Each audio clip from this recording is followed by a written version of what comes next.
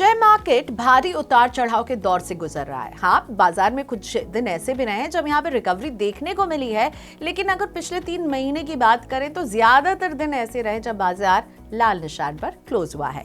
गिरावट के दौर में फंसने से पहले इसी साल बाजार के कई अच्छे दिन भी रहे हैं जिसमें हमने नए रिकॉर्ड्स बनते हुए देखे हैं। जैसे हम कैसे भूल सकते हैं, बीएसई सेंसेक्स ने सितंबर 2024 में 85,978 के लेवल को हासिल किया था और ये था इसका ऑल टाइम हाई।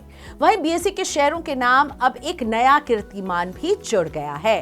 बीएसई के शेयर में पिछले 3 सालों में ताबड़तोड़ तेजी देखने को मिली है और इस तेजी के ही बदौलत बीएसई अब दुनिया भर में शीर्ष प्रदर्शन करने वाला लिस्टेड एक्सचेंज बन गया है, यानी टॉप परफॉर्मिंग एक्सचेंज। बीते 3 साल में बीएसई ने 683% का रिटर्न दिया है। बीएसई ने इस प्रदर्शन के बदौलत दुनिया भर के जितने भी टॉप एक्सचेंजेस हैं, जैसे कि London Stock Exchange, CBOE Global Markets और डॉशे बोर्स एजी जैसे दिग्गजों को काफी पीछे छोड़ दिया है। नेशनल स्टॉक एक्सचेंज यानी एनएसई पर लिस्टेड स्टॉक 2024 में अब तक करीब 150% बढ़े हैं। वहीं पिछले 3 साल में बीएसई 680% से ज्यादा चढ़ चुका है। ईटी की एक रिपोर्ट हमें बताती है कि बीएसई ट्रेलिंग 12 मंथ अर्निंग के 91 गुना और 1 साल की फॉरवर्ड अर्निंग के 63 गुना पी रेशियो पर कारोबार कर रहा है। वहीं अगर इसे हम लंदन स्टॉक एक्सचेंज से कंपेयर करें तो 3 साल में 53.9% की बढ़त ही इसने हासिल की है। फाइनेंशियल ईयर 25 के एस्टिमेटेड अर्निंग्स के 32 गुना पर ट्रेड कर रहा है। इस दौरान डॉशे बोर्स एजी और सीबीओई ग्लोबल मार्केट्स इंक में 43% और 48% की ही बढ़त देखने को मिली है। दूसरे टॉप लिस्टेड एक्सचेंज से जब हम कंपेयर करते हैं तो सिंगापुर एक्सचेंज ने 3 साल में 35%, नैस्डैक ने 14.2%, सीएमई ग्रुप इंक ने 12.1%, जबकि यूरोनेक्स्ट एनवी ने 12% का ही रिटर्न दिया है।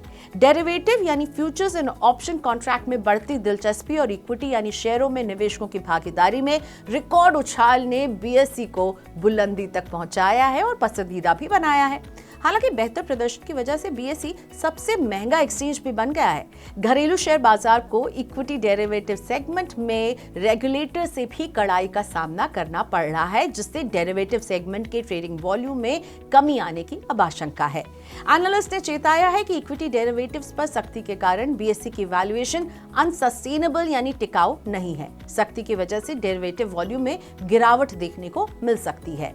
ब्रोकरेज फर्म जेफरीज ने अपने नोट में कहा है कि फाइनेंशियल ईयर 2025 के सेकेंड हाफ में वॉल्यूम में 25% की कमी देखने को मिल सकती है।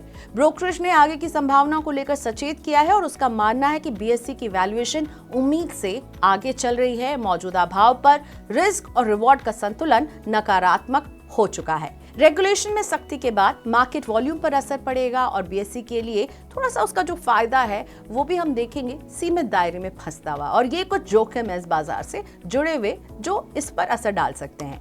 बीएसई शेयर 1 महीने में 16%, जबकि 6 महीने में 117% चढ़ा है। घरेलू ब्रोकरेज फर्म मोतीलाल ओसवाल ने बीएसई के लिए अपने प्राइस टारगेट को अपग्रेड करके 6,500 रुपए कर दिया है। इसके पीछे वजह है डेरिवेटिव कॉन्ट्रैक्ट के लिए छोटे लॉट साइज, प्रतिस्पर्धियों से भिन्न अंतराल पर एक्सपायरी, कम लेन देन शुल्क और ब्रोकरों तक पहुंच, जिसकी वजह से मार्केट शेयर में विस्तार को बताया गया है। बीएसई का शेयर मंगलवार को 107 रुपए यानी ऑलमोस्ट 2% गिरा था और 5,441 रुपए प्रति शेयर के भाव पर क्लोज हुआ है। बीएसई के शेयर ने 1 महीने में 16%, जबकि 6 महीने में 117% की बढ़त दिखाई है।